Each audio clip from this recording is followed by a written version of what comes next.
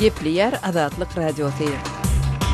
Akşamınız hayırlı olsun hormatly radio dinleyijiler. Şugun 2017-nji ýylyň 24-nji apreli hepdäniň duşanbe güni eferde habarlar gündeligi gepleşigimiň esasy bölümine başlamadan odal täzelikler dinleýän olaryň mazmuny bilen sizi men Gözel Hudaýberdi we tanışýaryn. Ýewropa Birleşiginiň daşary gatnaşyklary boýunça ýol başçysy Federica Mogherini Ýewropa Birleşiginiň Orsiýet bilen has gowy gatnaşyk isleýänligini aýtdy, emma Moskwaның Krymy anneksiýa etmegi sebäpli geridilen sanksiýalaryň saklanjakdygyny belledi. Federica Mogheriniň Orsiýede diýen ilkinji resmi sapary Moskwaның we Brüsseliň arasynda gatnaşyklaryň dartgynlygynyň ýokary derejäge ýeten wagtyna gabat geldi. 24 aprelde Mogherini Orsiýetyň daşary işler ministri Sergey Lavrov bilen duşuşdy. Orsiýet we Ýewropa Birleşigi bu duşuň Ukraina, Siriya, Libiya we Iran şeýledeki taraplan gatnaşyklar we beýleki meseleler bilen bagly boljagyny aýdypdy. Mogheriniň edarasy gepleşiklerde iň dartgynly daşary syýasy meseleleriň hususan da Siriýanyň maslahat ediljekdigini aýtdy. Lavrov başda ýapy kapylaryň aňyrsynda geçirilen gepleşikleriň öňü sirasynda söýlen sözünde Orsiýetyň we Günbataryň ara gatnaşyklarynda agyr döwri başdan geçirýänligini aýtdy. 2014-nji ýylda Ýewropa Birleşiginiň daşary gatnaşyklary boýunça ýol başçysy wezipesine geçmeginden öň Italiýanyň daşary işler ministri bolan döwründe Orsiýede simpatiýa bildirmegi bilen tanalan Federica Mogheriniň Lavrov we beýleki Orsiýet resmiýetleri bilen ençime gapma garşy meseleleri maslahat etmegine garaşylýar. Birleşen Ştatlaryň Goralmak sekretary Jim Mattis 24 aprelde öňünden yglan edilmedik sapar bilen Awganistana bardy we Talibana hem beýleki söwüşçilere garşy görüş bilen bagly zerurlyklary öwrendi. Onuň sapary Awganistanyň Goralmak ministri Abdullah Habibiniň we Awganistanyň goşunynyň ýol başçysynyň 21 aprelde Talibanyň Awgan goşunynyň bazasyna hüjüm edip onlar çetkeri öldürmegi sebäpli wezipelerinden çekilmegine gabat geldi. Goralmak ministrligi Mazar-i Şerifde bolan hüjüm zerarly 100-den gowrak adamyň helak bolanlygyny ýa-da yaralananlygyny aýtdy. Emma Kabulyň resmiýetleri 130-dan gowrak adamyň wepat bolanlygyny Azat Ýewropa Azatlyk radiosyna gurrun berdiler. Birleşen Ştatlaryň prezidenti Donald Trumpyň administrasiýasy Awganistan boýunça öz strategiýasyny düzmäge inanýar. Talibanyň söwüşçileri 15 ýyldan gowrak wagt bäri ýurdun uly bölegini öz gözegçiliginde saklaýarlar. 24 aprelde Ermenistan 102 ýyl mundan Osman imperiýasynda ermenilerin köpçülikliğinin gyrylmagynyň hatirasyna matym tutýar. Ermenistanyň paýtagty Yerewanda ýüzlerçe müň adam Setsernakabert depesindäki ýadygarlygyň daşyna jemlendi. Ermenistan 1-nji jahan ruşunyň dowamında Osman imperiýasynda 1,5 million ermeni ýaşaýjynyň öldürilendigini aýdýar. Türkiýe bu waka genosit hökmünde seredilmegini ýazgarýar we wepat bolan ermenileriň sanynyň 300 we 500 müň aralygyndadygyny aýdyp, grajdan uruşy zerarly ençeme türk milletli ilatyň hem helak bolanlygyny belleýär. Orsiýetde 26 martda geçirilen hökümete garşy protestleriň dowamında tutsak edilen adam Ýewropanyň adam hukuklary boýunça suwdyna ýüz tutdy. Kommersant gazetynyň 24 aprelde çap eden interwýusunda adam hukuklaryny goraýjy Agora toporunyň başlygy Pavel Chikov, Soçiýanyň ýaşaýjysy Vitaliy Niberidze'niň suwd işiniň protestleriň batylyp ýatyrylmagy bilen baglylykda Ýewropanyň adam hukuklary boýunça suwdyna tapşyrylan ilkinji şikayet arzasydygyny belledi. Orsiýetde 2011-2012 ýyllarda dören protest çykyşlardan soň ýurtda geçirilen korrupsiýa garşy iň uly demonstrasiýa diňe Moskwanyň özünde 1000-den gowrak adam gatnaşdy. Niberidze Soçiýede protest çykyşyny geçirmäge finanşanda tutsak edilipdi. Onuň aklawçysy Mikhail Benyas Niberidze'niň Soçiýanyň häkimetlerini özüniň söz, pikir we azat suwd edilmek azatlyklaryny depelemekde aýplaýar. Chikov Ýewropanyň adam hukuklary boýunça suwdyna ýene ýüzler çardanyň ýakyn wagtda ýollanjakdygyny aýtdy. Kırgızstanly diplomat Orsiýetde bolan ok ataşygyň pidaty bolan Kırgız raýatynyň ýanyna baryp gaýtdy. Kırgızstanyň daşary işler ministrliginiň metbuat wekili Aýymkan Kulikiýewaň 24 aprelde Azat Ýewropa Azatlyk radiosyna aýtmagyna görä 37 ýaşly Kırgız raýaty Talant Jumayew 21 aprelde uzak Gündogor şäheri Habarovskda bolan ok ataşykda agyr yaralanypdyr. Orsiýetiň häkimetleri ok ataşygyň ýigrenç sebäpli bolandygyny çak edýärler. Kulikiýewa Kırgızstanyň Habarovskdaky konsuly Kaderbek Mirzabayewiň 24 aprelde Jumayewiň ýanyna ketelhana baryp gaýdanlygyny aýtdy. Orsiýetiň häkimetleri 70 ýaşly adamyň federal howpsuzlyk gullugynyň edarasynda oda çyp bir ofiseri hem ýene bir adamy öldürenligini habar berdiler. Kırgızstanyň daşary işler ministrligi şol ikinji pidanyň Özbegistanyň raýaty bolandygyny aýdýar. Hormatly radio dinleýijiler, siz günüň käbir täzelikleri bilen tanyş boldunuz.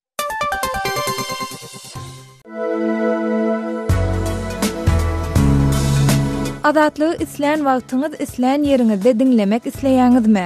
Munuň üçin SoundCloud tilsiminde Adatlyk radiosyny tapyň we ýazylyň. Adatlygyň maglumatlaryny ilkinji bolup dinleň. Play Store'dan ýa-da iTunes'dan SoundCloud'un tilsimini indirmek ýatdan çykarmaň. Adatlygy SoundCloud tilsiminde Adatlyk radiosy ýazyp tap bilersiňiz.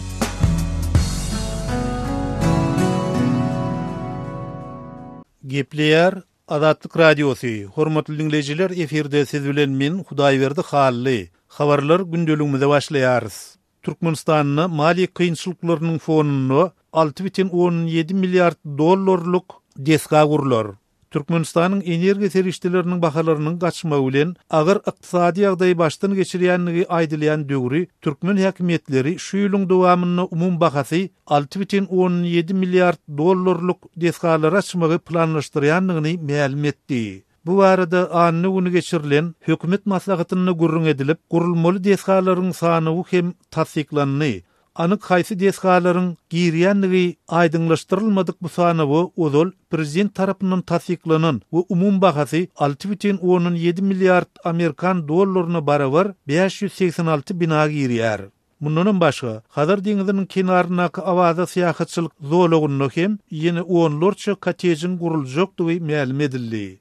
Türkmen Döwlet Habarlar Gurulugynyň maglumatyna görä, Senagatçylar we Telekeçiler Birleşiginiň agdalary bu ýerde jemi 66 sany 2 gatly koteji, suwa düşülýän howuzlary, sport hemde çağılar üçin oýun meýdançylaryny, jemgyýetçilik iýmiti deskasy bolan 5 sany dynjalş toplumyny gurmaklygy teklip edýärler. Neşiriň maglumatyna görä bu teklipler Türkmenistanyň prezidenti Berdimuhammedow tarapyndan gollanylýar. Emma bu guruluşlaryň nähili serişdeler esasyna maliýeleşdiriljekdigi aýdylmaýar.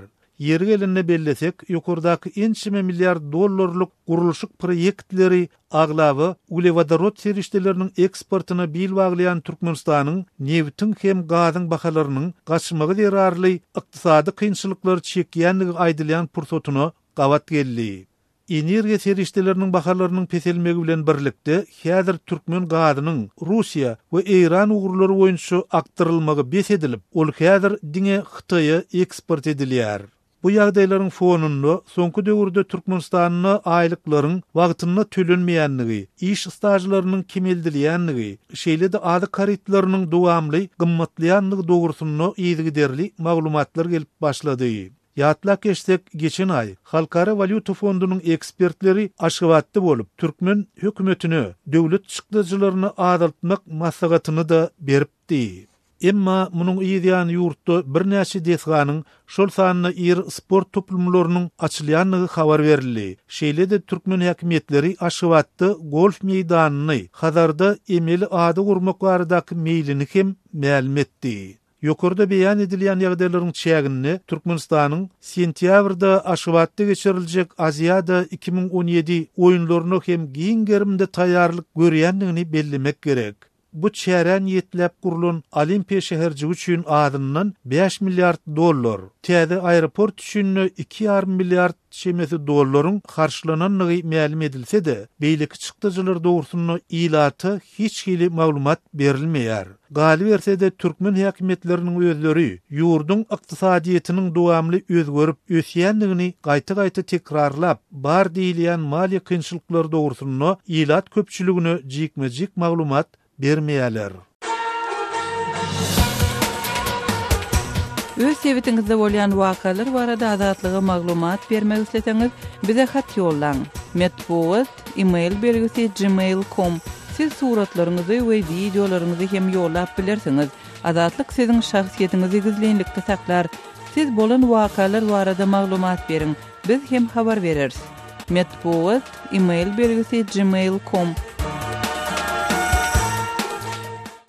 Gepleýär Azatlyk radiosu. Hormatly radio dinleýijiler, habarlar günneligi gepleşigimizi Azatlyk radiosynyň Türkiýedäki habarçysy men Döwlet Baýhan dowam etdirýän. Türkmenistandan pul çekmäge gelýänleriň Istanbullaky başagaýlygy. Türkmenistan'a hökümetin dollar söwdasyna çäklendirme girdmeginden soň käbir raýatlar çykalgany daşary urtlarda gözleýärler. Soňky wagtlarda İstanbulyň köçelerine, banklaryň öňüne pul çekmek üçin üýşüp duran Türkmenistan raýatlara köp duş gelmäge başlandy. Türkmenistan'a banklarda girdilen çäklendirmeleriň fonuna daşary urtlardaky banklaryň öňüne, hususan İstanbulyň Aksaray atly etramyndaky köçeleriň uğrunaky bankomat nokotlaryna onlarça Türkmenistan raýatyň pul çekmek üçin nowato durýanlygy ýygy-ýygydan gözeýilýär. Adynyň efirde agdalmadygyny sorap Azatlyk radiosy bilen gürrüňdeş bolan İstanbuldaky bir Türkmenistanyň aýtmagyna görä, Türkmenistana dollara çäklendirme girdilmegi we şeýle de raýatlaryň banklardaky pulny almakda duş gelýän kynçylyklary olary İstanbula gelip banklardan pul çekmäge gönükdirýär.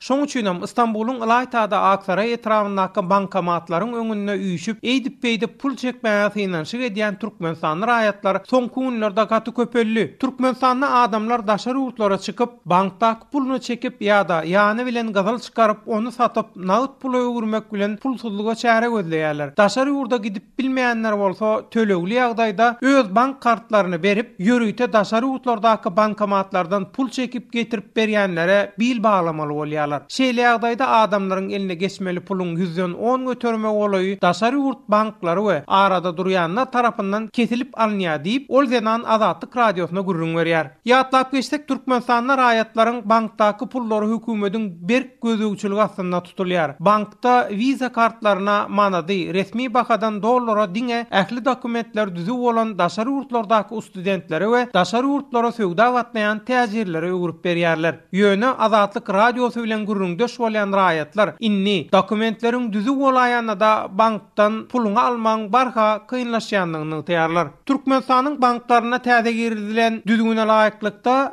raýatlaryň bank hasaplaryna we döwlet büdjetinden aýlyk alýan işgärleriň plastik kartlaryna gelen pulun 100den bir götürümden gowragy tutulup alınýar. Täze düzgüne görä bank raýatyň şahsy hasabyna gelen pul serişdesini ilki 10 goýum depterçesine geçirýär we soňra oňa uğradylan pulun 1,12 götürümini bank hyzmatlary üçin saklap galýar. Bank bu meçberdaky tutumy döwlet büdjetinden aýlyk alýan işgärleriň aýlyklary olaryň plastik kartyna geçirilende hem tutup galýar. Ýöne aýlyň ýa-da uğradylan pulun meçberi 3000 manatdan ýokary bolsa, onda bank hyzmatlary üçin alynýan tölegiň meçberi 100den 3 götürme barabar bolýar. Yer gelende ýatlasak Türkmenistanda döwlet büdjetinden aýlyk alýan 100 miňlerçe işgär öz plastik kartlaryndan günne 1000 manatdan şahsy bank hasaplary bolan raýatlar bolsa, öz bank hasaplaryndan aýda 3000 manatdan artyk pul alyp bilmeýärler. Yer gelende belläp geçsek İstanbulyň Aksaray etramyndaky bankomatlaryň öňüne pul çekmek üçin üýşüp duran Türkmenistan raýatlar bu ýagdaý barada howpsuzlyk sebäpli metbuada interwiu bermekden ýüze urýanlygyny aýdýarlar. Şeýle-de Azatlyk radiosynyň Türkmenistana raýatlaryň pul meseleleri bilen baglanyşykly degişli türkmen resmiýetlerden nähilidir bir kommentariýa almak synanşyklary netije bermeýär. Öz sebitiňizde bolýan wakalar barada adatlyga maglumat bermek isleseňiz, biziň Facebook hasabymyzda ýazyň. Bizi gözlegi bölümine Azatlyk radiosy ýazyp tap bilersiňiz. Siz suratlaryňyzy we videolaryňyzy hem ýollap bilersiňiz. Azatlyk siziň şahsiýetiniňizi gizlinlikde saklar. Siz bolan wakalar barada maglumat beriň, biz hem habar bereriz.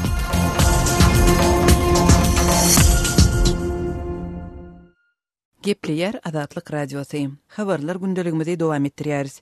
Türkmenistanyň ýol başçylarynyň aýtmagyna görä ýurtda owy iladynyň durmuş şertlerini gowulandyrmak ençe meýilbäri hökümetiň ileri tutýan meseleleriniň biri bolup durýar. Regionlarda infrastrukturany östürmek hem iladynyň durmuş şertlerini gowulandyrmak öňçe ýörüýte programma laýyklykda 2007-nji ýyldan bäri döwlet gaznasyndan 6,5 milliard dollar sarp edilipdir we mundan beýrak 2020-nji ýyla çenli ýene 7,5 milliard Amerikan dollary meçberinde pulun ýatyryljakdygy aýdylýar. Muňa garamazdan şu gün köneçenli Türkmenistanyň dürli regionlarynda elektrik energiýasyz, gazsyz, suwsyz we hatda mektepsiz hem lukmansyz ýerler bar. Azatlyk radiosy ýakyn günlerde Balkan welaýatyna sapar eden Aşgabatly ýazyjy Aman Murat Bogaýew bilen söhbetdeş boldy we regiondaky ýagdaý barada gurrun bermegi sorady. Etrabyň administrativ merkezinden Gyzlarbaş şäherinden 280-320 kilometr çemesi uzaklykda ýerleşýän ovalarına oldum. Şu ovaların köpsünne adamların yaşamağına hiç illi şert yok. Bunun beterinden hasan beter var. Eğer anık mıharın gururunu etmeli olsa onu kadimi Akkaylı Ovası'nın mıharını men gururun edesim. Öyle Akkaylı Ovası 40-50 maşgalı Kur'an tutup yaşayadılar. Bundan yerli yaşayıcıların gururun vermeğine göre 8-9 yıl olur. Sizin oturan ovanız altın asır Türkmen köylüne Daşavuz vilayetinden çekilyen Zeyhuların aktırca kananın uğruna kavat geliyor. Şol sünem ovadan göçmelilip yokardan görkezme verttirler. Edil şugun kuun şol ova nirede yerleşiyor ve adamların yaşayış şertlerine ehli. Edil şugun kuun Akkaylı Ovası'nın yaşayıcıları önkü kadimi ovalarından 5-6 kilometre daşlıkta Çem gelen yerde yaşayalar. Ödülerimin önkü yani Kur'an tutup oturan oklardı. Eysem 2 köylü, 3 köylü bolup kumeteğinin otururlar. Tapan yerine yerleşiptir. Şol orta adap bilen 14-15 hozoluk. Dennelerin köpse yekece toğlu dağıştan zahir anlıptır. Hem de zahirlerin de önüne de Türkmen öylerini tutunuptırlar. Ovada kuyu ağıt suğdu ile zat yok. Ovada yaşamağı ehli zat yetmirsilge diye. Ovada odalı bilene elektrik yok. Teviğazda umman eltilmedik. Turbo bilen hatta şu suuklanırılan balonu sarınan gazlarım şolovaları eltip veren oklar. Mektep yok. Çeyçilli metbuğun kut yeni gayrı yok. Yönü bir bundan aydalı bir 200 yıl, 300 yıl odalıkı yaşanan durmuş şertler bilen yaşayan adamlar. Yaşam için her zaman şertlerinin hiç biri yok. Adamlar ağız suğunun yok şertlerinde hem elektrik toğunun eltilmeyenliği sebeple nedip gün görüyorlar. Kadimki güveran şertlerine öwrülüp gün veriyorlar. Olur sol kadimki ne salyar kavlen yakılayan yedilik oğurluk sıra suyşoları yakyalarına bir elektrik toğunu derek ağıt suğum eğer bir asmandan yağış yağsa onu kak puğlarının yığınayan tevi hovuzları var. Kısıraz hovuzlarına hovuzlara yığınanan suğları alıp gelip şunurlan yani şolak içen kak puğları bilen bağlayan bellemeli yağday. Gelip meydanına hep böyle mağalgara da gelip su sıktur. Onu ayağını batırıp vadet su kaparap su ovanın yaşayıcıların bir yağdaydan görvem duramaz sonra özgü sıkalıgatının yokluğu için şol sudan bilisçiyalar, mağalgara bilen bilisçiyalar şu kak puğlarından. Azatlığı line ulgamında Osmok 420 773 797 383 telefon belgisi arkaly tapyp bilersiňiz. Biziň bilen habarlaşyp maglumatlary, suratlary we videolary ugradyň. Şahsiýetiňiz dogry gizlilikde saklanır. Osmok 420 773 797 383.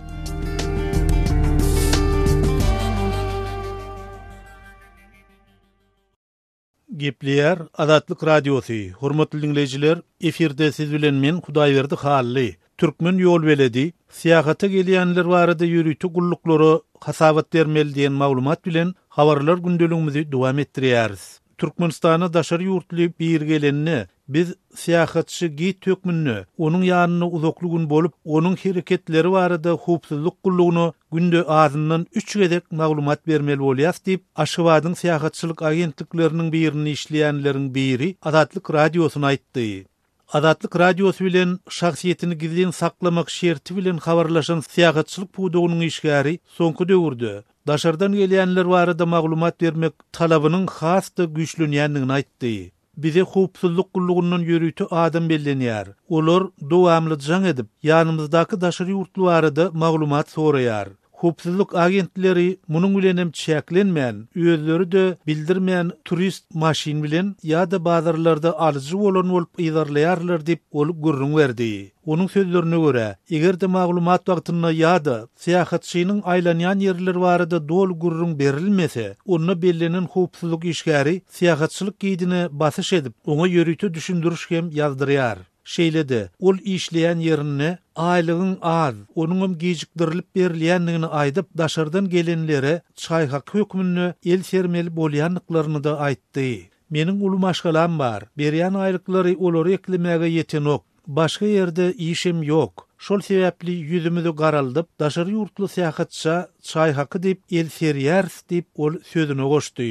Yeri gelenini bellesek, Azatlyk Radiosu bilen habarlaşan bu ildeşimiziň işleýän syýahatçylyk edarasyna, şeýle-de Milli Howpsuzlyk Ministrligine jaň edip, ýokurdaky maglumatlar dogrusundan nähilidir bir kommentariýa almak synanyşygy netije bermedi. Imma Türkmenistanyna bolup gelen daşary ýurtlularyň aglawasy, barın pursatlary ýanlaryny ýörüýte syýahatçylyk ýol belediniň berkidilýändigini, olaryň dowamly ýanlaryna bolýandygyny, şeýle-de ýurtda suruta düşürüp ýa-da düşürüp bolmaýan zatlaryň bardygyny hem gürrüň berýärler. Gal berse de Türkmenistan dünýäniň iň bir ýapyk, şeýle-de syýahata gelmek üçin viza almagy iň bir kyn ýurtlaryň kataryna agdalýar. Muňa garamazdan Türkmen häkimetleri anyk sanlary bermeseler-de, ýurtda turizmiň ösýändigini we syýahata gelýän daşary ýurtly mehmanlaryň köpelýändigini öňe sürýärler. Gepler Azatlyk Radiosu. Eferde men Şaýmyrdan Ulumrady Kabuldan siz bilen. Demirgazyk Awganystanyň Balyk welaýatynda ýüz beren terroristlik wakadan soňra Awganystanyň Gorunmak ministri Abdullah Habibi Awgan armiýasynyň baş ştabynyň başlygy general Kadamşah Şehim öz wezifelerinden çekildi. Bu iki harby serkerdanyň öz wezifesini terk etmegini prezident Gani hem kabul etdi. 21 aprelde Balyk welaýatynda Awgan güýçleriniň 209 Şahin atly harby bazasyna bolan terror hüjüminde 150 goly eskeriň helak bolandygyny resmilerim tasdikleýär. Terror hüjümüň jogapkarçylygyny Taliban öz üstüne aldy. Awganystanyň öňki Gorunmak ministri Abdullah Habibi geljekki ýolbaşçylary gowy görelde bolmak üçin ministerlik wezifesinden çekilýändigini dile getirdi. Wezifeden çekilýändig baradaky teklibi prezident gana hödürländigini bildirip Habibi şeýle diýdi. Jamhur reis Abdullah Fawzala sarkomandanta hypala istifa ulandy kra Ýurdun milli bähbidi üçin men öz wezifemden geçýärin.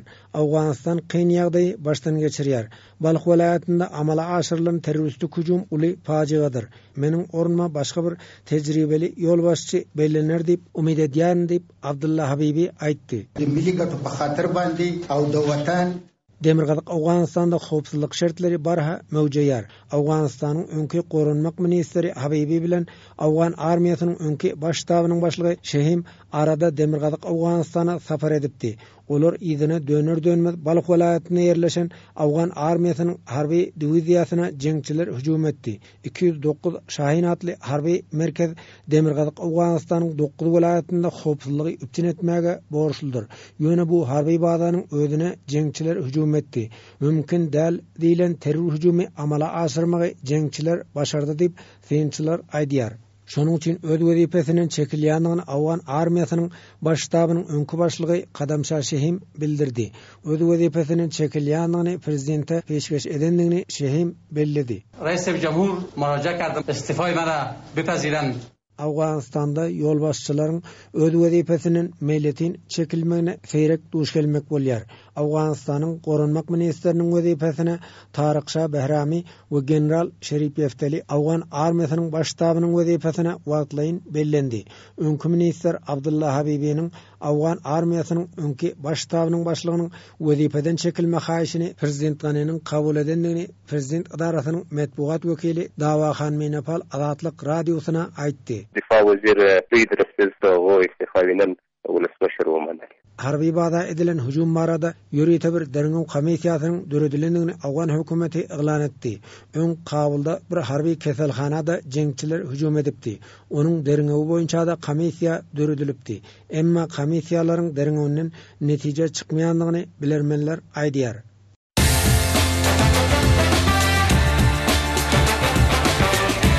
Gepleýär Azatlyk Radiosu. Azatlyk Radiosynyň rus dilindäki web sahypasy işläp başlady. Biziň maglumatlarymyzy indi rus dilinde rus.azatxabar.com salgy bilen internetde tapyp bilersiňiz. Дорогие радиослушатели, информация радио «Азатлык» теперь доступна и на русском языке. Наш сайт на русском rus.azatxabar.com.